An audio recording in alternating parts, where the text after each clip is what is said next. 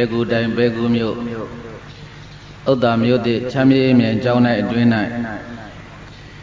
ကျေးဇူးတော်ရှင်ကပ္ပသာသနာပြုအက္ခမဟာပဏိတမဟာစီဆရာတော်ဘုရားကြီးဤဥပနိဒေယကိုခံယူပြီးတော့တတိပဋ္ဌာန်အလုပ်ကျင့်ဉာဏ်ကြိုးကိုအထောက်ခံနေကြကုန်သောယဟန်တာမဏိယောဂီသူတော်စင်တို့ရဲ့သီလဂုဏ်သမာဓိဂုဏ်ပညာဂုဏ်တို့ကိုအာယုံပြု၍စွမ်းအနုမောဒနာရေသေးချဓမ္မသဘင်တရားပွဲ၌ဟောကြားအပ်သောကုသိုလ်တွေဖက်ကောင်းကျိုးဆဲလို့အမည်ပေးထားတဲ့ဘုရားအလောင်းတော်ကြီးရဲ့သင်္ခဇတ်တော်လို့သင်္ခဇတ်တော်ကိုကုသိုလ်တွေဖက်ကောင်းကျိုးဆက်လို့ဆိုပြီးတော့ဘုန်းကြီးတို့တရားကောင်းစဉ်လေးပေးထားပါတယ်သင်္ခဇတ်တော်တဲ့ဘာဇတ်တော်တဲ့လေကုသိုလ်တွေဖက်ကောင်းကျိုးဆက်တဲ့ဘုရားအလောင်းတော်ကြီးရဲ့ညီတော်အာနန္ဒာအလောင်းရဲ့ဥပ္ပလဝံထေရမကြီးအလောင်းရဲ့အလောင်းတော်ကြီး၃ပါးဆုံတဲ့ဇာလန်းလေးပေါ့ကုသိုလ်တရားတွေကိုကြိုးစားပွားများအထုတ်တဲ့နေရာမှာလုံလဝရိယသရတရားထက်ထက်တန်တန်ဖြစ်ကုသိုလ်ကောင်းမှုကိုပြုတဲ့ပုဂ္ဂိုလ်များဘယ်တော့မှမဆင်းရဲဘူးဆိုတဲ့အကြောင်းကိုအလောင်းတော်ကြီးကသက်သေပြသွားတာတန်တာရတရဏထာယမဟောလူပါဏိဗန္နထဘာဝနာသီလဒါနေဟိတိဝိတိန်နောမဟာဝနောဒါရဝနှလုံးပြောင်ပြောင်းသူတော်ကောင်းတို့တန်တာရတရဏထာယတန္တရာစခန်းဟိုဘက်ကန်းသို့တန္တရာစခန်းဟိုဘက်ကန်းသို့သွားရောက်ဖို့ရာကြိုးငါဘာဝနာသီလဒါနေဟိဘာဝနာသီလဒါနဖြာပြရွယ်ကြိုးတန်းစာကရိယာတို့ဖြင့်မဟောလူပါဏိရိက္ခာပြည့်စုံခိုင်လုံကျဲပြောသင်္ဘောလှေဖောင်ကြီးတွေကိုဗန္ဒထသောက်တည်ပြုလုပ်ပွဲတုပ်ချင်အောင်ကြပါကုန်လောမဟာနဝငါတို့နှင့်မြုပ်တန္တရာဝဲသလုံးကြည်သည်အတ္တိဝိတ္တိနောကံစားလန်းစားမမြင်ရအောင်အလွန်လွန်မင်းကျဲဝေါ်လာပါပေသည်လို့ဘဂဝါဘုံတော်၆စုအောင်လံသူဖြစ်တော်မူသောဘုရားရှင်ကိုယ်တော်မြတ်ကအဝါစာကရုဏာရှိထာမေတ္တာအဖြင့်မိန့်ကြားတော်မူလိုက်ပါပေသတည်း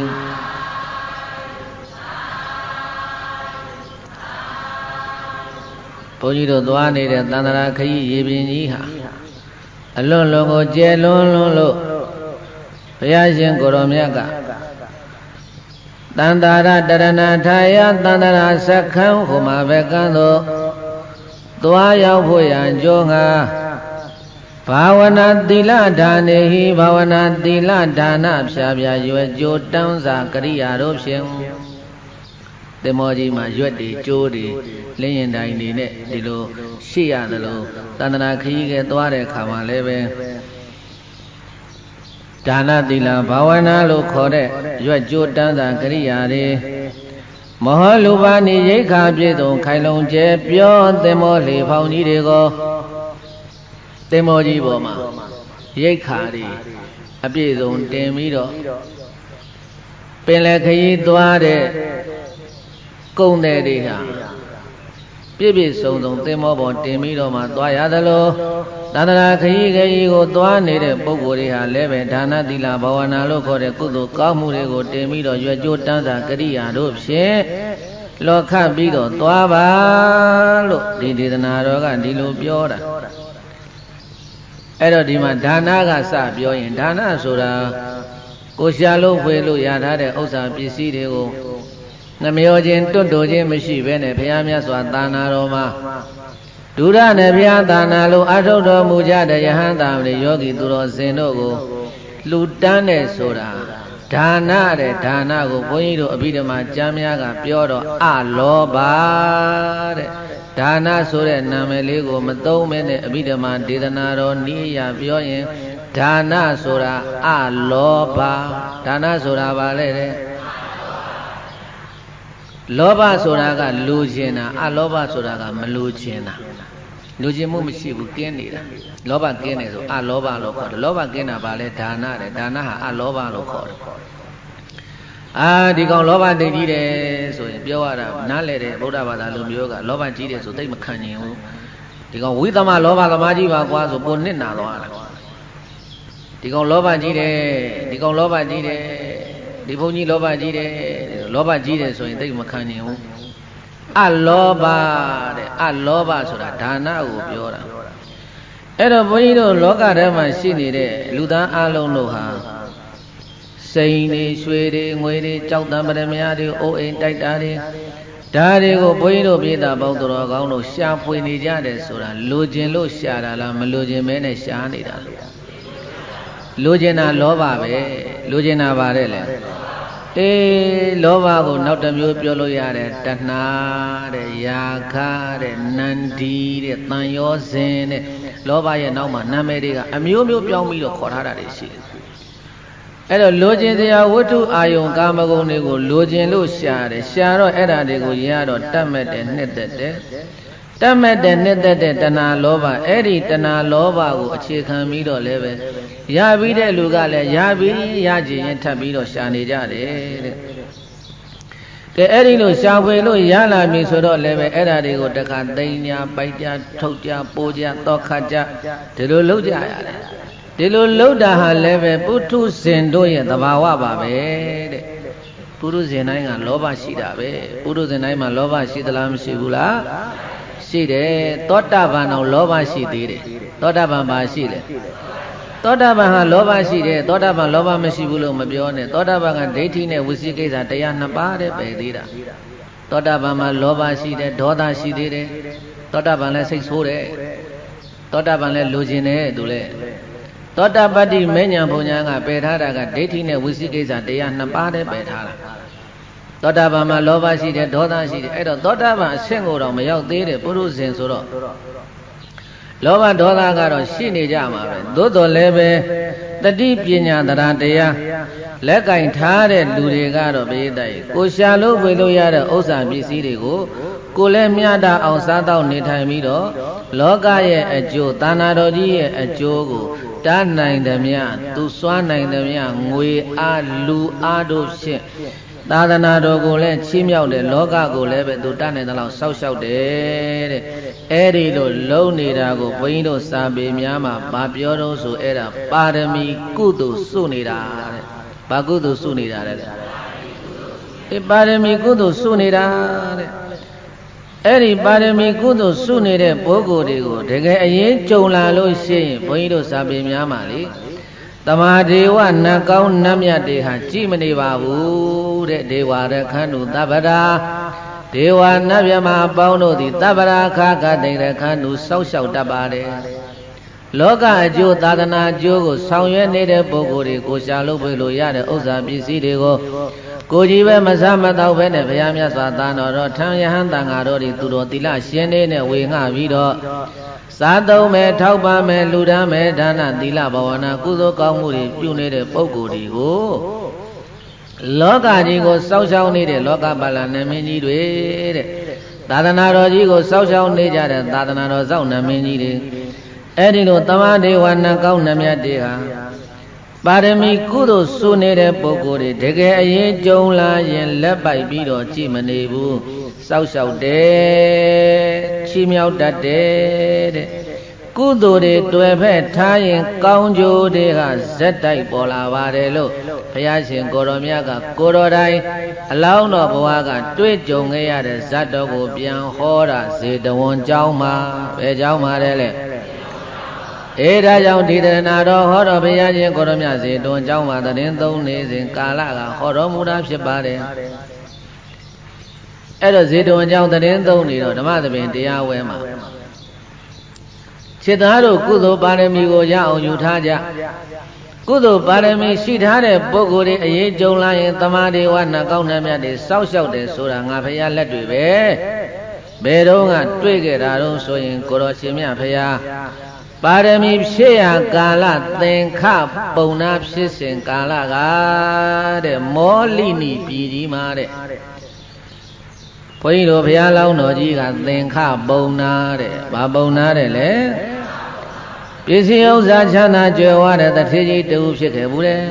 တရားကလည်းရှိတယ်ပညာကလည်းရှိတယ်တရားပညာရှိတဲ့အခါကျတော့ရှာလို့ပွေလို့ရတဲ့စီးပွားဥစ္စာတွေကို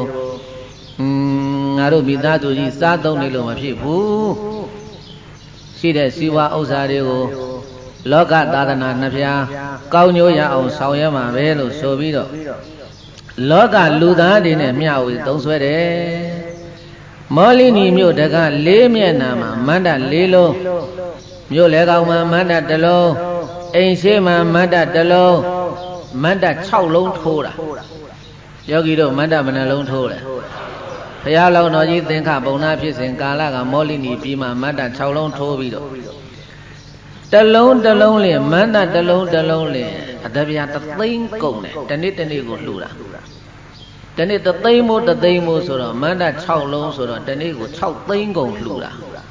ဘုရားလောင်းတော်ကြီးသင်္ခပုံနာတထေးဖြစ်စဉ်ကာလကဘယ်နှသိန်းလှူနေတိုင်း6သိန်းကုန်အောင်လှူနေပေမဲ့လို့ဝင်ငွေကနေတိုင်း6သိန်းမရှိဘူးတဲ့တနေ့6သိန်းဝင်လို့6သိန်းလုံးကုန်အောင်လှူရင်တော့မှစားဖို့တောက်ဖို့ကရှိသေးတာဖယ်ရအောင်ပါနေတိုင်းဝင်ငွေက6သိန်းမရှိဘူးဒါပေမဲ့လို့သူလှူနေတာကနေတိုင်း6သိန်းမိုးကြီး6သိန်းမိုးကြီးလှူနေတဲ့အတွက်ကြောင့်မို့လို့တဖြည်းဖြည်းနဲ့ဘယ်နဲ့ဖြစ်လာတယ်လဲစီးပွားဥစ္စာတွေရော့နေလာတယ်စီးပွားတွေရော့သွားပြီမဲ့လို့တရားတရားရော့လားဆိုတော့တရားတရားကမရော့ဘူးဒါနဲ့ရသောတရားအလောင်းပုံလေးမကြီးကပြောတယ်ကိုသင်္ခရေကြည်လဲလို့အောင်တော့ရှိတဲ့ပတ်စံတွေလဲကုန်ပြီတော့တနေ့6သိန်းကုန်လူးနေတာကျုပ်တော့ကုသိုလ်တားတာတော့မဟုတ်ဘူးနော်နောက်ပိုင်းမှာသားတွေသမီးတွေနဲ့အဲ့ဒါတနေ့6သိန်းကုန်ကြီးလူးနေရင်ဘယ်နဲ့လုပ်မလဲကျုပ်တို့သေသွားတော့နောက်ပိုင်းမှာသားသမီးတွေစားဖို့သားဖို့ဘယ်လိုလုပ်မလဲကြည့်ကြပြီးတဲ့လို့အောင်တော့6သိန်းကုန်ကြီးလူးနေတာတနေ့6သိန်းဝင်မရှိဘူးဆိုတော့ဘုန်းကြီးတို့ဘုရားလောင်းတော်ကြီးသင်္ခပုံနာကလည်းပဲသူပြောတာလည်းဟုတ်တာပဲအဲ့တော့ဒီတိုင်းနေလို့တော့မရတော့ငါအလှူကိုလည်းငါအပြည့်မခံဘူးဒါနဲ့ဘုန်းကြီးတို့လောင်းတော်ကြီးသင်္ခပုံနာကမိသားစုအားလုံးကိုခေါ်ပြီးတော့တိုင်မင်းတယ်တိုင်မင်းတဲ့အခါကျတော့ပြောတယ်ရသောတရားအလောင်းတို့ရာဟုလာအလောင်းတို့အဲ့ဒီမှာပါရမီဖြစ်ပဲဒီဖို့လေသူတို့အဲ့ဒါဇနီးတဲ့နဲ့တကဝသားတို့သမီးတို့ငါတို့မိသားစုတွေဟာစေတနာအရာကောဝါဒနာအရာကောတနေ့ကို6သိန်းကုန်6သိန်းကိုအလှကြီးပေးနေတာကြာပြီအခုစီးပွားရေးကတဖြည်းဖြည်းနဲ့ကျဆင်းလာတယ်အဲ့တော့ဒီလိုကြီးသွားနေမယ်ဆိုရင်ရှိတဲ့စီးပွားဥစ္စာတွေအကုန်လုံးပြုတ်သွားလိမ့်မယ်အဲ့တော့ငါကအလှကိုလည်းမဖြတ်ချင်ဘူးအဲ့တော့ဒီတိုင်းနေလို့တော့မဖြစ်ဘူးရှိတဲ့စီးပွားတွေမပြုတ်ခင်မှာအလှလည်းမပြည့်ရလေအောင်ငါစီးပွားထွက်ရှာမယ်အလောင်းတော်သင်္ခပုံနာကမိသားစုခေါ်ပြီးတော့တိုင်မယ်ရောအဲ့လိုပြောတဲ့အခါကျတော့ရသောတရားအလောင်းနဲ့သားတွေသမီးတွေကမေးကြတာပေါ့လေအဖေစီးပွားရှာမယ်ဆိုတော့အဖေဘာလို့ငန်းလုံးမှလဲဘယ်သွားမှလဲပြောဆိုတော့ဘုရားလောင်းတော်ကြီးကဘာပြောတော့ဆိုတော့စီးပွားရှာမယ်ဆိုရင်လည်းပဲတို့ဒီမှာရှာလို့ကတော့တနေ့6သိန်းရမှာမဟုတ်ဘူးအဲ့တော့သုဝနဘုံမီလို့ခေါ်တဲ့အရာမှာကုန်ကူးတန်းရောင်းဝယ်မှုကတော်တော်အကျိုးမြတ်ရှိတယ်လို့ငါတန်ငယ်ချင်းတထေးတွေရှိကအတန်ကြားတယ်အဲ့တော့သုဝနဘုံမီမှာသွားပြီးတော့ကုန်ပစ္စည်းတွေဒီကတင်သွားဟိုမှာသွားရောင်းဟိုကပစ္စည်းဒီပြန်တင်လာအဲ့ဒီလိုအယောင်းဝယ်လေးလုပ်ပဲကွယ်ငါသွားနေတော့နောက်ပိုင်းကတော့6သိန်းကုန်တော့ဆက်ပြီးတော့လှူထားပါသုဝနဘုံမိကိုပဲငါသွားဖို့လို့ဆုံးဖြတ်တယ်လို့အလောင်းတော်သင်္ခပုံနာကပြောတဲ့အခါကျတော့ဇနီးတွေနဲ့သားတွေသမီးတွေအလုံးမျက်နှာပြတ်သွားကြဘာဖြစ်လို့တော့ဆိုလို့ရှိရင်သုဝနဘုံမိအရဆိုတာဘုန်းကြီးတို့ပြေးတယ်ပင်လယ်ခရီးကိုဖြတ်ရမှာဘာခရီးကိုဖြတ်ရမှာပင်လယ်ခရီးကိုဖြတ်သွားရမယ်အရဒေတာဖြစ်တယ်တဲ့အလုံးကမသွားသေးခြင်းမူအဲ့ဒီခရီးကြီးကိုအဖေရဲ့စီးပွားဒီမှာလဲရှာရတာပဲသုဝနဘုံမိဆိုတာအဝေးကြီးပင်လယ်ကြီးကိုဖြတ်ရမှာ အဖေမတော်များသင်္ဘောပေါ်တစ်ခုခုဖြစ်ရင်ပင်လယ်တဲ့တစ်ခုခုဖြစ်ရင်ဘယ်နဲ့လုံးမလဲသားတို့သမီးတို့ရင်ကြိုးရကြီးရဲ့ဝိုင်းတားကြရောဘုန်းကြီးတို့ဘုရားလောင်းတော်သင်္ခပုံနာကြီးကိုတားတဲ့အခါကျတော့ဘုရားလောင်းတော်ကြီးကပြောတယ်ဘာမှမစိုးရိမ်နဲ့ငါတယောက်တည်းသွားမှာမဟုတ်ဘူးဒီလိုပဲသူများတွေလည်းသွားနေတာပဲဒီအရာဒေသဆိုတာနိုင်ငံရခြားတိုင်းတစ်ပါးဒီလိုပဲကုန်ကူးသန်းရောက်ဝယ်မှုဆိုတာသွားနေကြတာပဲတို့မောလိနီပြည်ကတထေးတွေဒီလိုပဲသွားနေတာပဲမင်းတို့ဘာစိတ်ပူစရာရှိတယ်ကြံပန်ပူးနေနဲ့အဲ့ဒါငါထွက်သွားတော့ကိုတော့မှာခဲ့ပြရစီနော်မင်းတို့အဲ့ဒါတနေ့ကို6သိန်းကုန်6သိန်းကိုအလှကြီးတော့မပြတ်စေနဲ့ကွာဆိုပြီးတော့အဲ့ဒါမှားရောပိဿာကြီး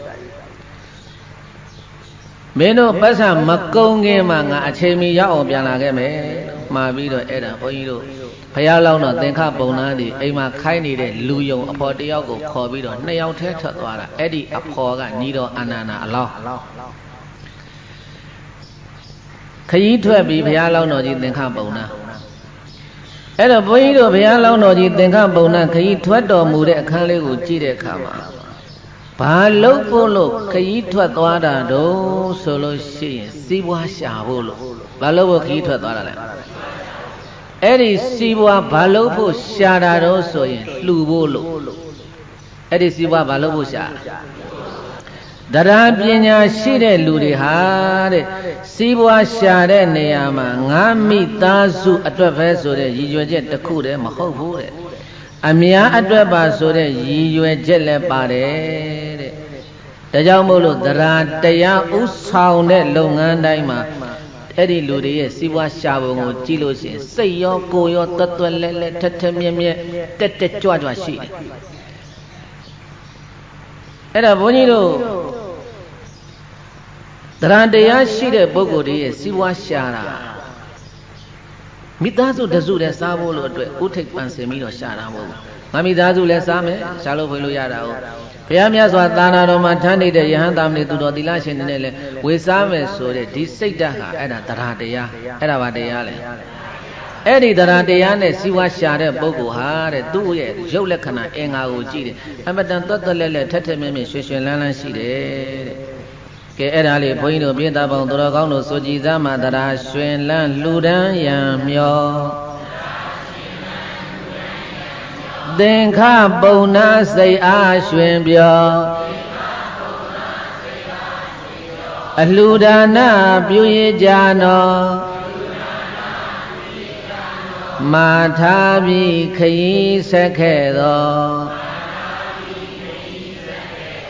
တရားရွှင်လန်းလှူဒန်းရံမျောသင်္ခပုံနာစိတ်အားရွှင်ပြောအလှူဒါနပြုရကြနောမာထားပြီးခရီးဆက်ခဲ့သောအေးငါသွားပြီမင်းတို့နောက်ပိုင်းကနေပြီးတော့အလှဝတ်ကိုမဖြတ်ပါနဲ့လို့မာထားပြီးတော့ဘုန်းကြီးတို့ဘုရားလောင်းတော်သင်္ခပုံနာရဲ့ညီတော်အာနန္ဒာလောင်းလူယုံတော်ကြီးရဲ့တဲ့ခရီးထွက်လာပြီမောလီနီပြည်ကနေပြီးတော့သင်္ဘောစားပြီးတော့ထွက်မဲ့ပရိသတ်တေပတ္တနာသင်္ဘောစိတ်ကပတ္တနာလို့ခေါ်တဲ့ပတ္တလိပုတ်ပတ္တနာလို့ခေါ်တဲ့အရမကသင်္ဘောစိတ်ရှိတယ်မောလီနီပြည်နဲ့ပတ္တနာကိုကုန်းချောင်းခရီးခြေလင်ခရီးသွားအောင်သင်္ဘောစထွက်မဲ့နေရာကမောလီနီပြည်မဟုတ်ဘူးပတ္တနာမှာသွားစီးရမှာအဲ့ဒီပတ္တနာကိုသွားတာမနေ့စောစောထွက်လာတာပရိသတ်နေလေခင်ရောက်တဲ့အခါကျတော့နေကလည်းပူအောက်ကသဲကလည်းပူထီလေးဆောင်ဖဏလေးစီလို့နေပူသဲပူတံကိုအန်တုခံရင်းနဲ့ဘုရားလောင်းတော်ကြီးနဲ့ညီတော်အာနန္ဒာအလောင်းတို့အဲ့ဒါတခါတည်းခရီးနှင်လာလိုက်တာညီတော်အာနန္ဒာအလောင်းဖြစ်တဲ့အဖော်ပါလာတဲ့လူယုံတော်ကသူ့တထေးကိုပြောတယ်ဆရာရဲ့ပူလိုက်တာအထက်ကလည်းပူအောက်ကလည်းပူပေါင်းအိုးတဲ့ထဲ့ထားပြုတ်ထားသလိုပါပဲလားဒီတော့ဘုန်းကြီးတို့ဘုရားလောင်းတော်သင်္ခပုံနာကြီးကအာနန္ဒာအလောင်းကိုပြောတယ်သူ့လူယုံကြီးကိုငါတပည့်ရတဲ့ဒီအပူကခဏလေးပူတာပါကွတန်တရာခရီးမှာမပူဖို့လို့အရေးကြီးတယ်တဲ့ဘယ်ခရီးမှာမပူဖို့လို့တဲ့ တန္တရာခရီးမှာမပူဖို့လို့အရေးကြီးတယ်ကွတန္တရာခရီးမှာစားဖို့လို့မပူရအောင်ဝတ်ဖို့လို့မပူရအောင်နေဖို့လို့မပူရအောင်တန္တရာခရီးမှာစားဖို့လို့မပူရအောင်ဆွလူမယ်တန္တရာခရီးမှာဝတ်ဖို့လို့မပူရအောင်သင်္ကန်းလူမယ်တန္တရာခရီးမှာနေဖို့လို့မပူရအောင်ကြောင်းလူမယ်တန္တရာခရီးမှာကျမ်းမာရေးကောင်းဖို့လို့မပူရအောင်ဆေးလူမယ်တဲ့ဒီတရားတရားနဲ့ထွက်လာတာအဘိဓကလေးပြောကြလိုက်တော့ဟိုကလည်းညီတော်အာနန္ဒအလောင်းပဲပါရမီရှင်ကြီးပဲသူလည်းကဘာတသိမ့်ပါရမီဖြစ်ရတဲ့ပုဂ္ဂိုလ်ပဲဒါနဲ့ဆရာကအဲ့လိုပြောတော့ဆရာပြောတာလည်းဟုတ်ပါတယ်လေဒီအပူလောက်ကတော့မှုနေလို့မဖြစ်ဘူးတန္တရာခရီးကအရှင်ကြီးတန္တရာခရီးမှာစားဖို့ဝတ်ဖို့နေဖို့မပူရအောင်ဒါဆရာရှားနေတာဟာသူလှူဖို့လို့ရှားနေတာပဲကုသိုလ်ကောင်းမှုအတွက်ကြိုးစားအားထုတ်နေတဲ့သူတွေကိုဘုရားတို့ဘုရားသားရဲ့လောကကြီးကဒီအတိုင်းလက်ပိုက်ပြီးတော့ကြည်မနေဘူးတဲ့ကုသိုလ်လုပ်ဖို့လို့စီးပွားထွက်ရှာလာတဲ့ဘုရားလောင်းတော်ကြီးသင်္ခပုံနာတရားတရားကသိထက်လွန်အားကြီးတယ်ဒီနေပူပုံပူသဲပူတဲ့တန်ကိုထီးလေးဆောင်းပြီးတော့ခါတုတ်နဲ့တခါထွက်လာတာဟာဒီပတ္တနာသင်္ဘောစိတ်ကိုရောက်ဖို့တော်တော်လာရပုံရတယ်အဲ့ဒီလိုလာနေတာသူတရားတရားနဲ့သူဟိုတပည့်ကတော့ပူတယ်ပြောနေတာသူကတော့သူစိတ်ထဲမှာတက်ကြွအေးချမ်းပြီးတော့သူဒီလိုနေနေတာအဲ့ဒီလိုတရားတရားရှိတဲ့ပုဂ္ဂိုလ်တွေကိုလောကကြီးမှာလည်းလက်ပိုက်ပြီးတော့ကြည့်မနေဘူးတဲ့ဘေးအန္တရာယ်တစ်ခုခုကြုံတွေ့မယ်ဆိုရင်လည်းပဲကုညီပန့်ပိုးပေးမဲ့ပုဂ္ဂိုလ်တွေဟာသူ့အလိုလိုပေါ်လာတတ်တယ်တဲ့အခုသင်္ခပုံနာကြီးထွက်လာတဲ့ခရီးမှာအန္တရာယ်တွေ့ရလိမ့်မယ်ဆိုတာကိုဘုရားလောင်းတော်သင်္ခပုံနာဘုရားလောင်းတော်သင်္ခပုံနာဘေးရန်အန္တရာယ်တွေ့မယ်ဆိုတာကိုသူကိုယ်တိုင်မသိဘူးပိဋကရဲ့ဒါပေမဲ့လို့ဘုရားလောင်းတော်ကြီးသင်္ခပုံနာအန္တရာယ်တွေ့မှာကိုဘယ်သူကသိတုံးဆိုလို့ရှိရင်ကန္နာမာရဏတောင်မှာတရင်သုံးနေတဲ့ပြည့်စေကဗုဒ္ဓကသိတော်မူတယ်တဲ့ပင်လေခရီးမှာတွေ့ကြုံရမယ်ဘေးရန်အန္တရာယ်တွေ့ကြုံရမယ်ဘေးရန်အန္တရာယ်ကပင်လေထဲမှာတွေ့မှာဘယ်ထဲမှာတွေ့မှာလဲအေးပင်လေထဲမှာတွေ့တဲ့ဘေးရန်အန္တရာယ်ကိုသူကောင်းမှုသူစေတနာကပဲသူ့ကိုကတင်နိုင်လိမ့်မယ်ကုသိုလ်ကောင်းမှုရပါစေဆိုတဲ့ရည်ရွယ်ချက်နဲ့အဲ့ဒီခန္ဓာဝရဏတောင်မှာတရင်သုံးနေတဲ့ပိစေကဗုဒ္ဓကပရိသတ်ကောင်းငယ်ရန်ခရီးကနေပြီးတော့ကြွတော်မူလာတာကြွတော်မူလာတော့သင်္ခပုံနာကြီးနာရောက်တော့ကောင်းငယ်ကနေပြီးတော့အောက်ကိုဆင်းပြီးတော့နေပူသဲပူထဲမှာဖဏမပါထီးမပါပဲနဲ့ပိစေကဗုဒ္ဓကကြွတော်မူလာတာအဲ့တော့ဖဏစီထီးဆောင်ပြီးတော့သွားဗုဒ္ဓဖဏမပါပဲနဲ့ကြွတော်မူလာတာကိုတွေ့တော့ဘုန်းကြီးတို့ဘုရားလောင်းတော်ကြီးသင်္ခပုံနာသူစီးထားတဲ့ဖဏကိုဘာလို့လဲမရေးတိုက်ဖဏကိုချွတ်လိုက်တယ်တဲ့ဖဏကိုချွတ်ပြီးတော့သူစိတ်ထဲဘယ်လိုဖြစ်လဲငါအဖို့တော့ကောင်းမှုဆိုတဲ့မျိုးစစ်စိုက်ပျိုးကျဲချဖို့လို့တော့ကြုံပြီတရားတရားရှိတဲ့ပုဂ္ဂိုလ်များကြတော့လေသူ့ဟာသူအလိုလိုကိုတခါတည်းကုသိုလ်လုပ်ဖို့နေရာကတန်းတွေ့တာလေယာမြေကောင်းတဲ့ဘွယ်ဖြစ်တဲ့အလှခံကိုတွေ့ရပြီစိုက်ပျိုးမှတော်မယ်လို့ဆုံးဖြတ်ပြီးတော့သူ့ရဲ့ဖဏကိုသဲတွေဖုံးနေကြောင်းအောင်ခါနန္တာစီများနဲ့တုတ်လိမ့်တန့်စင်တဲ့ဖဏတောင်မှဘုန်းကြီးတို့ပြေးတိုင်းဖဏအသစ်မဟုတ်ပါဘူးစီးလာတဲ့ဖဏစီးလာတဲ့ဖဏကိုသဲတွေပြောင်းအောင်ခါနတာရည်များနဲ့တုတ်လိမ့်တန့်စင်ပြီးတဲ့အခါကျတော့မှပိစေကဗုဒ္ဓရဲ့ခြေတော်ရဲ့ဝိစင်ဥခိုက်လို့ခြေတော်ကိုကင်လို့ဘုန်းကြီးတို့ပြေးတိုင်းဖဏကိုလှူပါတယ်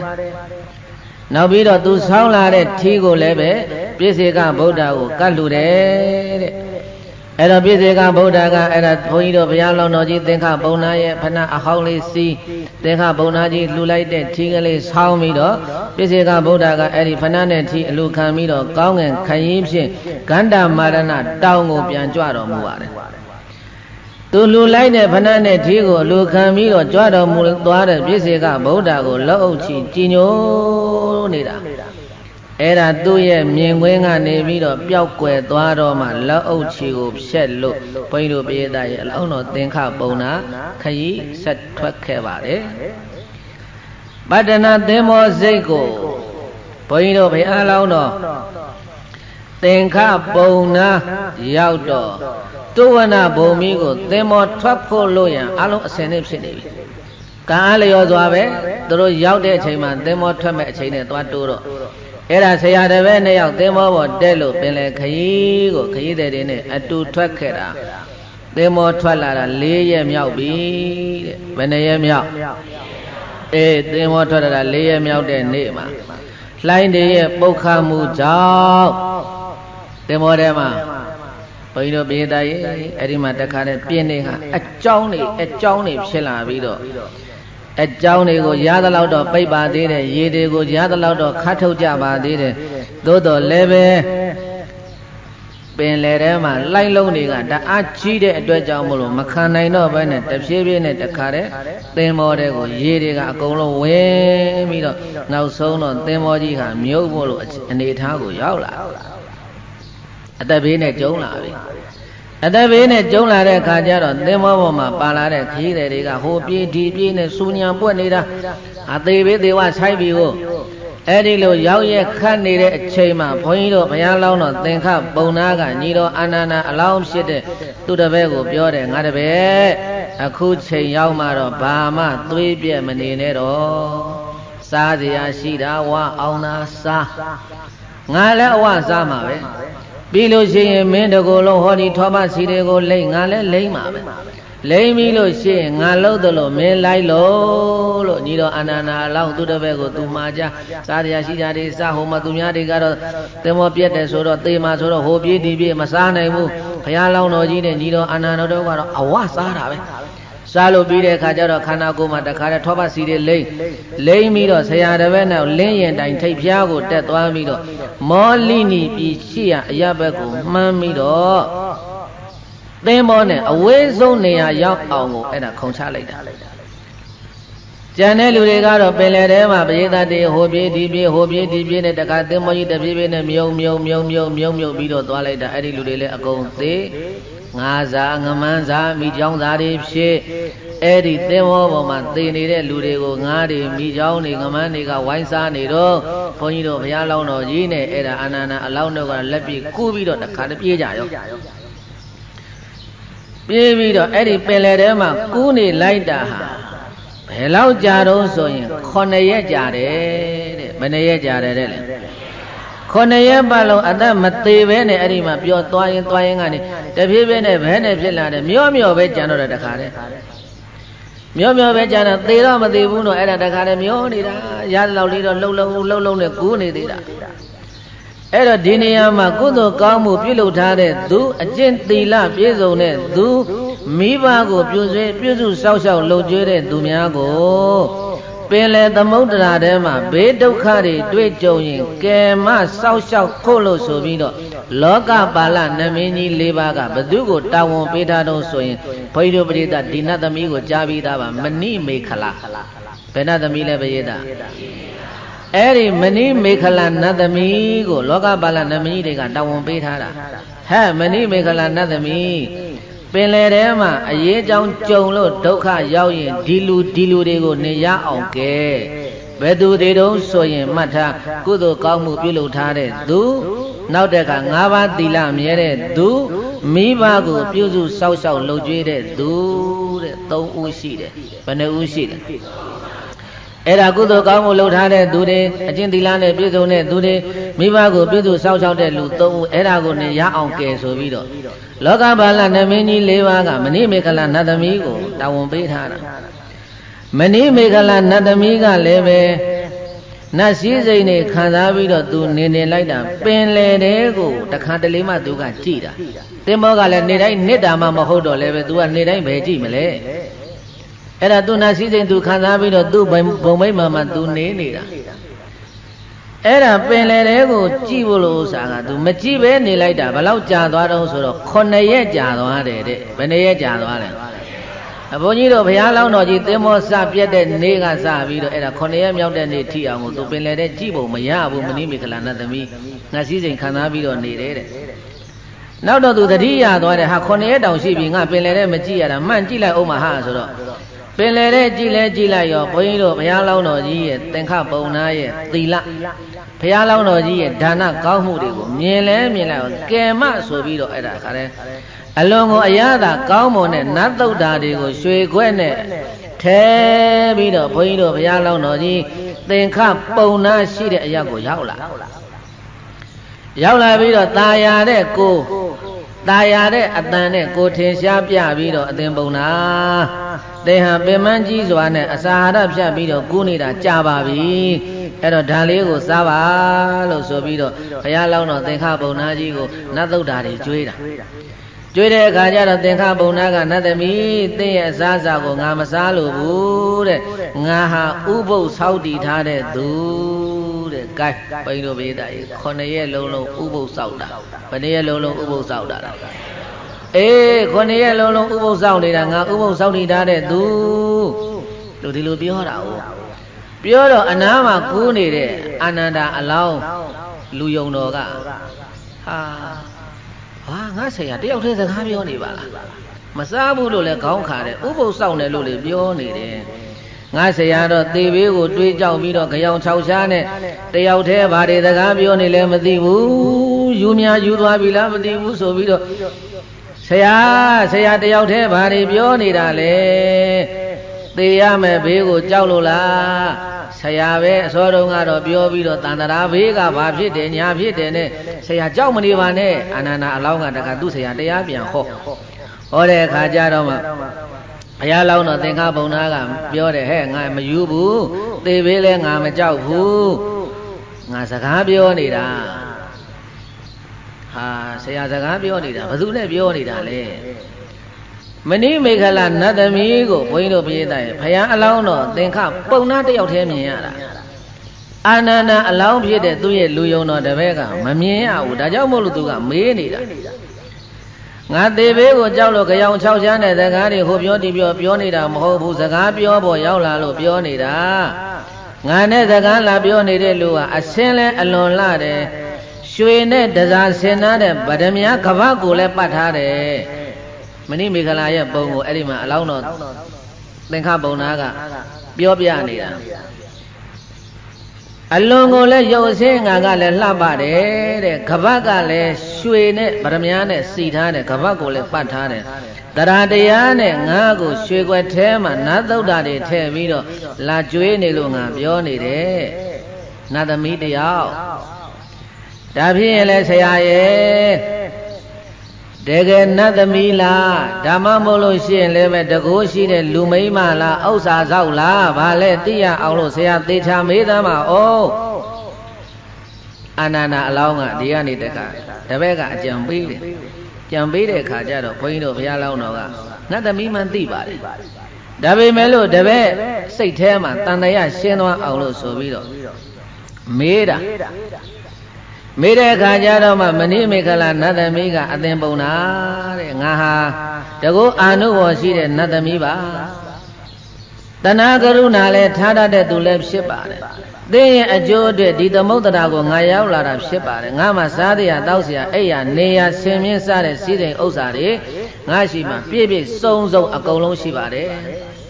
အဲ့တော့သင်လိုချင်တာကိုဒါပြောပါငါအလုံးလုပ်ပေးနိုင်ပါတယ်လို့ပြောတာအဲ့တော့မှဒီစကားလဲကြာမဏိမေခလာနတ်သမီးကိုလည်းမြင်ရတာဟိုမှာအာနန္ဒာအလောင်းကဒီတော့ဒီနေရာမှာမဏိမေခလာနတ်သမီးကသူပြောပြီးပြီနော်လိုအပ်တာအလုံးကိုပေးမယ်တဲ့စိတ်ချွေငယ်ကြောက်တံပရမြရှင်မင်းကျွမ်းတော့လိုအပ်တာရှိပြောပါအကုန်လုံးပေးပါမယ်တာမန်လောဘကြီးတဲ့လူဆိုလို့ရှိရင်ဘုန်းကြီးတို့ပြေးတိုင်ဟာစိတ်နေပေးပါရွှေတွေပေးပါဒါတောင်းမှာပေါ့ဘုရားလောင်းတော်ကြီးကတော့လောဘတဏှာကိုခွာနိုင်သမျှခွာပြီးတော့လှူနိုင်သမျှလှူနေတဲ့လူဆိုတော့အလောင်းတော်ကြီးပါရမီစုနေတာဆိုတော့ဘုရားကုဏကပြောခဲ့ပြီးဒါနဟာအလောဘဒါနကိုအဘိဓမ္မာရခေါ်ပါခေါ်လဲသူကလှူနိုင်သမျှလှူနေတာအလောဘဒါနကောင်းမှုလုပ်နေတဲ့သူဆိုတော့ ဘာမှမတောင်းသေးပဲနဲ့နတ်သမီးကိုမေးတယ်မဏိမေခလာနတ်သမီးသင်ငါကိုလိုချင်တာတွေပေးမယ်ဆိုတာတော့ဟုတ်ပါပြီငါကိုဘာကြောင့်စည်းစိမ်ဥစ္စာတွေကိုလာပေးနေရတာလဲဒါကတော့ပုံနာကြီးရဲ့သင်ရဲ့ကုသိုလ်ကောင်းမှုပါပဲဟာငါလုပ်ခဲ့တဲ့ကုသိုလ်ကောင်းမှုတွေကအများကြီးပဲတနေ့ကို6သိန်းကုန်ကြီးလူခဲ့တာပဲဘယ်ကုသိုလ်ကထက်ထက်မြဲမြဲရှိလို့လေတနေ့ကို6သိန်းပုံမှန်လူနေတာဘယ်နေ့ကကုသိုလ်ကဘာထက်မြက်လို့လဲပြောဘယ်ကုသိုလ်ကမြန်ပို့ပြီးထူးခြားလာလို့လဲဆိုတဲ့အခါကျတော့မှအဲ့ဒီမှာမဏိမေခလာနတ်သမီးကရှင်းပြတာဘုံသားကြီးတဲ့သင်ဟာအခုခီးထွက်လာတဲ့အခါတုန်းကပြစ္ဆေကဗုဒ္ဓတပါးကိုသင်စည်းထားတဲ့ဖဏတ်နဲ့ဆောင်းလာတဲ့ထီးကိုပေးလူခဲ့ဘူးတဲ့ကိုယ့်ရဲ့ခေါင်းမှုခြေပူတာကိုဂယုမဆိုင်ပဲနဲ့ပြစ္ဆေကဗုဒ္ဓရဲ့ချမ်းသာမှုကိုသာရှေးရှုပြီးလှူဒန်းခဲ့တဲ့ဒါနအကျိုးဆက်ပါပဲဒါကြောင့်သင်လိုချင်တာရှိတာကိုသာတောင်းပါတဲ့အဲ့တော့ဘုန်းကြီးတို့ပြည်သားပေါင်းတော်ကောင်းတို့ဒီနေ့ဆွမ်းတကဆွမ်းမာတွေအလုံးဆွမ်းလူတဲ့ပုဂ္ဂိုလ်တွေပေါ့လေနေ့စဉ်ယောဂီတွေရဲ့တဏ္ဍာကိုဆွမ်းလူတဲ့ပုဂ္ဂိုလ်တွေဘုန်းကြီးတို့ဒီမှာသတ်မှတ်ထားတာအာယုံစွန်း7000နေ့စွန်း3သိန်းခွဲချိုဘက်ကတော့သူ့အလှရှင်တွေသူစေနာရှိလောက်ဒါလည်း9000 8000လောက်ကုန်တာပဲအဲ့တော့တစ်နေ့ကို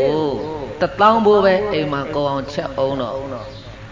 3သိန်းခွဲဆိုရင်15ရက်လောက်ချက်ရတယ်ကိုယ့်အိမ်မိသားစုတော့ကောင်းကောင်းစားရတယ်ဒါပေမဲ့ဒီမှာတစ်နေ့တည်းကို3သိန်းခွဲအကုန်ခံတယ်ကိုမိသားစု15ရက်စားမှာကိုချိုးတန်ချွေတာပြီးတော့လက်လှူကြတာအောင်ဆုံးလည်းဒီတိုင်းပဲချိုးပွဲလည်းဒီတိုင်းပဲတစ်နေ့တည်းမှာသိန်းချီပြီးတော့လှူတဲ့ကုသိုလ်ကောင်းမှုမိသားစုစားမယ်ဆိုလို့ရှိရင်လနဲ့ချီပြီးတော့စားလို့ရတယ်ရက်နဲ့ချီပြီးတော့စားလို့ရဒီမှာတစ်နေ့တည်းနဲ့ဒီကုသိုလ်အစုပုံကြီးလာလှုပ်တာအဲ့တော့ဒီနေရာမှာပြောချင်တာကကိုမိသားစုချမ်းသာရေးကိုမတွေးဘဲနဲ့မြတ်စွာဘုရားသာသနာတော်မှာဒုရဏဗျာသာနာလို့အာထုတ်တော်မူကြတဲ့ယဟန်တမေယောဂီသူတော်စင်တို့ရဲ့ကိုယ်စိတ်နှစ်ပါးချမ်းသာရေးကိုဒါတွေးပြီးတော့လှူဒန်းခဲ့တဲ့ဒါနအကျိုးဆက်ဟာကုသိုလ်တွယ်ဖက်ကောင်းကျိုးဆက်ကုသိုလ်ကိုတွယ်ဖက်ထားတာဘာကိုတွယ်ဖက်ထားတာလဲအေးမိသားစုကိုတွယ်ဖက်ထားလို့ရှိရင်အဲ့ဒါမလူဖြစ်တော့ဘူးဒါငါမိသားစုအတွဲဒီ3သိန်းခွဲဆိုလို့ရှိရင်အနည်းဆုံးရွှေဆိုရင်ဘယ်လောက်သားလုံးလို့ရမယ်ဟောဒီလိုရွှေဘက်ကလက်တော့လက်တွက်လို့ရတာပဲဒါမှမဟုတ်လို့ရှိရင်လည်းဟင်းချက်စားမယ်ဆိုတနေ့ကို1000မိုးချက်လို့ရှိရင်ကြက်သားဟင်းရ1မျိုးရမယ်ဝက်သားဟင်းက1မျိုးရမယ်ဘာက1မျိုးရမယ်တနေ့ဟင်းရမိုး1000မိုးကောင်အောင်ချက်လို့ရှိလို့ရှိရင်15ရက်စားလို့ရမယ်ဒီလိုလျှောက်ပြီးတော့ကိုမိသားစုအရေးကိုတွယ်ဖက်ပြီးတော့တွက်နေမယ်ဆိုလို့ရှိရင်ဒါမလူဖြစ်တော့ဘူးအဲ့ဒီလိုကိုမိသားစုချမ်းသာရေးကိုနောက်ဆုတ်ပြီးတော့ယဟန်တာမဏေယောဂီသူတော်စင်တို့ရဲ့ချမ်းသာရေးကိုရှေ့တန်းတင်ပြီးတော့လှူဒန်းတဲ့အတွက်ကြောင့်မို့လို့အဲ့ဒါကုသိုလ်ကိုတွယ်ဖက်တာဘာကိုတွယ်ဖက်တာလဲကုသိုလ်တွယ်ဖက်ရင်ကောင်းကျိုးတွေဆက်လာမယ်တဲ့ဘာတွေဆက်လာမယ်တဲ့လဲအေးကောင်းကျိုးတွေဆက်လာမယ်တဲ့အဲ့ဒါအခုမဏိမေခလာနတ်သမီးကပြောပြတာဟို6သိန်းကိုအလှူကိုဒီလောက်မဟုတ်ပါဘူးတဲ့သင်ဒီလာစဉ်ကာလတုန်းကအဲ့ဒါပြည့်စေကဗုဒ္ဓတပါးရဲ့ကိုယ်စိတ်နှစ်ပါးချမ်းသာမှုကိုရည်မှန်းပြီးတော့အဲ့ဒါသင်ထီရောဖဏကောသင်ဖဏသင်လှူလိုက်တော့သင်သဲပူကြီးတဲ့လာရတယ်မို့လားဆောင်းလာတဲ့ထီလှူလိုက်တော့သင်နေပူကြီးတဲ့လာရတယ်မဟုတ်ဘူးလားသင်အလူကိုလူခံသွားတာကလည်းတမ္မာပုဂ္ဂိုလ်မဟုတ်ဘူးကန္နာဝန္ဒနာတောင်သတင်းသုံးနေတဲ့ပြည့်စေကဗုဒ္ဓပဲအဲ့ဒီကုသိုလ်ဟာအများဆုံးပဲဟို6သိန်းကောင်ကသတုတိတာကျွေးတာ6သိန်းကောင်ကဘာကျွေးတာလဲစတုဒိတာဆိုတာအရာလေးမျက်နှာကလာသမျှလူအကုန်လာမှာပဲအမှုသမားလည်းလာမှာပဲအယူသမားလည်းလာမှာပဲသီလရှိတဲ့ပုဂ္ဂိုလ်လည်းလာမှာပဲသီလမရှိတဲ့ပုဂ္ဂိုလ်လည်းလာမှာပဲတန်ခါမုတ်ဆိုအကုန်ဝင်စားမှာပဲစတုဒိတာဆိုမှတော့အကုန်ကိုလာစားတာဘယ်သူစားသူကအကုန်ကျွေးတာဟုတ်အဲ့တော့ကောင်းတဲ့လူလာသလိုမကောင်းတဲ့လူလာမယ်စင်ကြယ်တဲ့ပုဂ္ဂိုလ်လာလို့မစင်ကြယ်တဲ့ပုဂ္ဂိုလ်လည်းပါရင်လည်းပါမယ်အဲ့ဒီကုသိုလ်တစ်နေ့6သိန်းကိုလှူတဲ့ကုသိုလ်တဲ့စာရင်စီးလာတဲ့ဖဏအဟောင်းလေးနဲ့ဆောင်းလာတဲ့ထီအဟောင်းလေးလှူလိုက်ရတာကအဲ့ဒီကုသိုလ်ကပုံမြတ်တယ်ဘာဖြစ်လို့လဲအလူကံပုဂ္ဂိုလ်ကအလွန်ကိုစင်ကြယ်နေတာပြည့်စေကဗုဒ္ဓဖြစ်နေလို့ခန္ဓာမာနတောင်းကအေးဘုန်းကြီးတို့ဒီနေ့သွန်တကသွန်မတွေလည်းပဲဒီချမ်းမြေ့မြိုင်ကျောင်းမှာတရားလို့အာထုတ်တော်မူနေကြတဲ့ယဟန်တော်များဆို229သွဲတာမဏေများဆိုရင်လည်းပဲသိက္ခာပုဒ်ပေါင်း100ကျော်အမျိုးသားအမျိုးသမီးယောဂီတွေဆိုရင်လည်းပဲသိက္ခာပုဒ်ပေါင်းဥပုသ္တိလ10ပါး အဲ့ဒီတော့ဒီဥပုသ္တိလတွေရှိနေတဲ့သီလသမာဓိပညာရှိနေတဲ့လေယာမြေကောင်းတဲ့တူတဲ့သူတော်စင်တွေကိုလှူရတဲ့အကျိုးဟာလေယာမြေကောင်းမှမျိုးစေ့ကောင်းကျဲချလိုက်ရတယ်လို့ပဲတဲ့ကောင်းကျိုးဆက်ပါတယ်အဲ့ဒီတော့ဘုန်းကြီးတို့တို့ပြောလိုက်ကြဆိုပရိသတ်ရေမဏိမေခလာနတ်သမီးကမေးတဲ့အခါကျတော့မှသင်္နတ်သမီးတခြားသောစည်းစိမ်ဥစ္စာတွေငါမလိုချင်ပါဘူးတဲ့ငါကိုလှေသင်းမောတစ်စင်းသာဖန်ဆင်းပေးသမှာငါမောလိနီပြည်ကိုပြန်ရောက်ရင်တော်ပါပြီတဲ့ကဲဘလောက်တောင်အလိုနဲတဲ့ပုံနာတော့ဆိုတာကြည်သားနတ်သမီးကလိုချင်တာတောင်းမှလို့ပြောနေပြီဘိဓိပရိသတ်နော်ဒီနေရာမှာကိုနှိုင်းပြီးတော့စဉ်းစားကြည့်အလောင်းတော်ကြီးဘလောက်ကြည်ညိုဖို့ကောင်းတော့ဆိုတာနတ်သမီးကလိုချင်တာတောင်းမှဆိုလို့ရှိရင်တော့အ ਨੇ ဆုံးတော့ရွှေတပိဿာလောက်တော့တောင်းမိမှာပဲအခုမဏိမေခလာနတ်သမီးဟောဒီပလင်ရှိဘွားကနေပေါ်ပြီးတော့ဘုန်းကြီးလာမေးသားမှာလားရှင်မရဘာလိုချင်တော့ဗျလိုချင်တာတောင်းပေးမယ်ဆိုရင်ဘုန်းကြီးတို့ပရိသတ်ဘာတောင်းမယ်ထင်လဲသိလားမသိဘူးမလားပါကျဲတို့တတိလောက်ချပေးသားမှာတရားဟောသွားတာပင်မနာခါးတွေလဲဆောက်တာဆိုင်ကယ်နဲ့သွားလို့သွားရပါကျဲတို့တတိလောက်လုပ်ပေးသားမှာတော်ပြီအဲ့ဒါရရင်ကျင်တတ်တယ်ပြန်လို့ဆိုသူပြန်လှော့လိုက်ပါအခုအလောင်းတော်ကြီးဘာပြောနေလဲဘာတောင်းနေလဲလေသင်းမောတစ်စင်းရရင်တော်ပါပြီတဲ့ငါမောလိနီပြည်ကိုပဲပြန်မရစေတော့စီးပွားဥစ္စာဆိုတာအသက်ရှင်နေရင်ရှာလို့ရပါတယ်ဒီစံပြောလိုက်တဲ့စကားလေးတွေအလောင်းတော်ကြီးများဘလို့တန်ဖိုးရှိတုံးဆိုတာစီးပွားဥစ္စာဆိုတာအသက်ရှင်နေရင်ရှာလို့ရပါတယ်တဲ့ဒါကြောင့်မို့လို့နတ်သမီးရဲ့တဲ့သင်္ကားကိုကဲမယ်ဆိုရင်လည်းပဲလေတစ်စင်းသာပေးပါတော့ကွယ်လို့တောင်းတော့သင်္ခါပုံနာရဲ့စကားကိုမဏိမေခလာနတ်သမီးကအလွန်ကိုသဘောကျသွားတယ်ပရိသတ်ကြီးလောဘတဏှာတတ်မဲ့ခြင်းမရှိတဲ့သင်္ခါပုံနာရဲ့စိတ်ဓာတ်ကိုလည်းပဲနတ်သမီးကအလွန်ကိုလေးစားသွားတယ်တဲ့ဒါနဲ့ချက်ချင်းပဲယရဏ9ပါးနဲ့ပြုလုပ်ထားတဲ့လေသင်းမောတစ်စင်းကိုဖန်ဆင်းလိုက်ပါတယ်အဲ့ဒီလေသင်းမောဟာအလျာရှိဥဒ္ဒဘအနံလေးဥဒ္ဒဘအဇောက်ကတာ200ရှိတယ်တဲ့လေးရင်တိုင်းကဗရမ ्या နဲ့လှုပ်ထားတာကျိုးတွေကရွှေကျိုးငွေကျိုးရွက်ကငွေပြားတွေနဲ့ခတ်ပြီးတော့ပြုလုပ်ထားတာထိုးဝါတို့တက်မတို့ကတော့ရွှေတွေနဲ့တခါတည်းပြုလုပ်ပေးလိုက်တယ်တဲ့ဘုရားလောင်းတော်နဲ့ညီတော်အနန္ဒာအလောင်း2ယောက်ဆရာတပည့်2ယောက်လုံးကိုယရဏလှေပေါ်မှာတင်ပြီးတော့ဘုန်းကြီးတို့ပရိသတ်နေချင်းပဲမောလိနီပြည်ကိုမဏိမေခလာနတ်သမီးကအဲ့ဒါတကိုးနဲ့တခါတည်းရောက်အောင်ပို့တာမောလိနီပြည်ရောက်တဲ့အခါကျတော့မဏိမေခလာနတ်သမီးကသင်္ခပုံနာရဲ့အိမ်လုံးပြေးရွှေငွေဥစ္စာယရဏတွေဖန်ဆင်းပေးခဲ့ပြီးတော့သမုဒ္ဒရာကိုပြန်လာခဲ့တာအဲ့တော့အလောင်းတော်သင်္ခပုံနာလည်းပဲဟာအဲ့ဒီမှာအိမ်မော်လဲဝင်လဲကွာဟာဖေကြီးပြန်လာပြီပုံနေမကြီးကလည်းဟာသင်္ခပုံနာကြီးပြန်လာပြီနဲ့ဆင်းကြိုတယ်အိမ်မော်လဲတက်လဲကောတိန်လုံးတခါတည်းစိန်ရွှေငွေကြောက်တံပရမများတွေအကုန်လုံးပြီးမိသားစုတွေအကုန်လုံးအံ့ဩကြတာဘယ်လိုဖြစ်တယ်လဲပြောပါဦးပင်လေထဲမှာဒီလိုဖြစ်တယ်ပေါ့အဲ့ဒါတွေကဘယ်ကရတယ်အဲ့ဒါနတ်သမီးလှုပ်ပေးသွားတာထင်တယ်တော်နတ်သမီးကိုဘာသွားပြောလို့လဲဘာမှမပြောငါတို့ပင်လေတဲ့သင်္ဘောပြက်လို့သူကသူကဲတာတခုတော့ရှိတယ်နတ်သမီးကငါပြောသွားတယ်ကာဏမာရဏတောင်ကပြည့်စေကဗုဒ္ဓတပတ်ကြွလာတာနေပူသဲပူမှာအဲ့ဒါငါဖဏကလေးချွတ်လူခဲ့တာထီကလေးလူခဲ့တာအဲ့ဒီကုသိုလ်ပဲလို့ပြောတယ်အမလေးကျုပ်တို့6သိန်းကုန်ကြီးလှူတဲ့ကုသိုလ်မဟုတ်ဘူးလားအဲ့ဒီကုသိုလ်မဟုတ်ဘူးဘာဖြစ်လို့တော့ဟိုမှာကအလှူခံပုဂ္ဂိုလ်ကဘယ်ကလာလို့ဘယ်ကလာတယ်မှမသိလာစားနေတာဟုတ်ဒီမှာကတော့တကယ်တခါတည်းသီလသမာဓိပညာပြည့်စုံတော်မူတဲ့ပြည့်စေကဗုဒ္ဓဆိုတော့လှူတဲ့ဝတ္ထုပစ္စည်းတန်ဖိုးနည်းပေမဲ့လို့အလှူခံပုဂ္ဂိုလ်ကတန်ဖိုးကြီးနေတဲ့အခါကျတော့အကျိုးတရားကအလုံးကိုကြီးမာတာဒါကြောင့်ဘုန်းကြီးတို့ဒီတရားစခန်းတွေမှာတရားလို့အထုတ်တော်မူကြတဲ့ယဟန်တမေယောဂီသူတော်စင်တို့ကိုကျွေးရမွေးရလှူရတန်းရတာစောတကစောမတွေအာယုံပြန်ပြုအမတန်ကုသိုလ်ထူးပါတယ်။ဘာဖြစ်လို့တုံးဆိုတော့သီလသမာဓိပညာသိက္ခာ၃ပါးကတို့ကနေတိုင်းအချိန်ပြည့်တရားမှနေတဲ့ပုဂ္ဂိုလ်မှတဏ္ဍာမှဖြစ်နေတဲ့အတွက်ကြောင့်မို့လို့ကိုလှူလိုက်ရတဲ့ကုသိုလ်ကနည်းနည်းလေးပဲဖြစ်ဖြစ်မြောက်များစွာသောအကျိုးကျေးဇူးတရားတွေကိုရရှိတယ်။ဒါကြောင့်ဘုန်းကြီးတို့တရားရှိခင်စိတ်ကောင်းဝင်တဲ့သူတော်စင်များဘုရားလောင်းတော်ကြီးအဲ့ဒါသင်္ခဇတ်တော်ကိုပြန်ပြီးတော့ဒါလေးပြောပြတာဒါလေးနာပြီးတဲ့အခါကျတော့ကိုယ်စိတ်ထဲဘယ်လိုအာယုံပြုရမလဲ။အော်ကုသိုလ်ကောင်းမှုလုပ်တဲ့ပုဂ္ဂိုလ်တွေကိုတမာဒေဝနှကောင်းနှမြတ်တွေဟာပြစ်မထားဘူးစောက်ရှောက်တယ်ကုသိုလ်တရားဆိုတာမမေ့ရဘူးဒါပြောခြင်းနေတာ အဲ့ဒါကုသိုလ်တွေ့ဖက်ကောင်းကျိုးဆက်ဗါတယ်လေပရိသတ်ပြောကြည့်ပါကုသိုလ်ကိုတွေ့ဖက်ထားရင်ကောင်းကျိုးတွေကအဆက်ဆက်နောက်ကနေသူ့ဟာသူအရေးပါမှာလိုက်လာပါလိမ့်မယ်ဆိုတဲ့အကြောင်းကိုအဲ့ဒါဘုရားလောင်းတော်ကြီးကငါအဲ့ဒီတုန်းကအဲ့ဒီကုသိုလ်လုပ်ခဲ့ဘူးတယ်ငါစီလာတဲ့ဖဏနဲ့ထီးကလေးအဲ့ဒါပိစေကဗုဒ္ဓကိုလှူဘူးတဲ့ခြေသားတို့ဘုရားများစွာသာနာတော်ကြီးနဲ့တွေ့နေတဲ့အချိန်မှာခြေသားတို့အဲ့ဒါကုသိုလ်ကောင်းမှုတရားတွေကိုကြိုးစားပွားများအားထုတ်သွားကြလို့ဆိုပြီးတော့မိန့်တော်မူတဲ့ဇတ်တော်ဟာဘုန်းကြီးတို့ပြည်သားအဲ့ဒါသင်္ခဇတ်တော်ဘာဇတ်တော်တဲ့လေအဲ့ဒါရရှိတဲ့ရွှေငွေကြောက်တံပရမများတွေရောင်းချထုခွဲလှူဒန်းပြီးတော့တတ်တန်းကုံလို့သေသွားတဲ့အခါကျတော့ဘုန်းကြီးတို့ဘုရားလောင်းတော်ကြီးမိသားစုအားလုံးနတ်ပြည်ကိုတက်ကြတယ်တဲ့ဘယ်ကိုတက်သွားကြလဲနတ်ပြည်ကိုတက်သွားတဲ့ကုသိုလ်တွေ့ဖက်ကောင်းကျိုးဆက်ဆိုတဲ့တရားတော်ကိုဇေတဝန်ကျောင်းမှာဟောပါတယ်ဒေသနာတော်ဇတ်တော်ပေါင်းတဲ့အခါကျတော့ဘုန်းကြီးတို့ဘုရားလောင်းတော်ကြီးတွေသင်္ခပုံနာသူ့ရဲ့တပည့်ရင်သည်အာနန္ဒာတဲ့ဤတော်အာနန္ဒာဖြစ်တော်မူပါတယ်မဏိမေခလနတမိသည်ဥပ္ပလွန်ထေမာကြီးဖြစ်ပါတယ်လို့ဇာတကံဇတ်တော်ကိုသဘောဓာနေသည်ကောင်းစွာမသွေပေါင်းယူတော်မူလိုက်ပါပေတည်း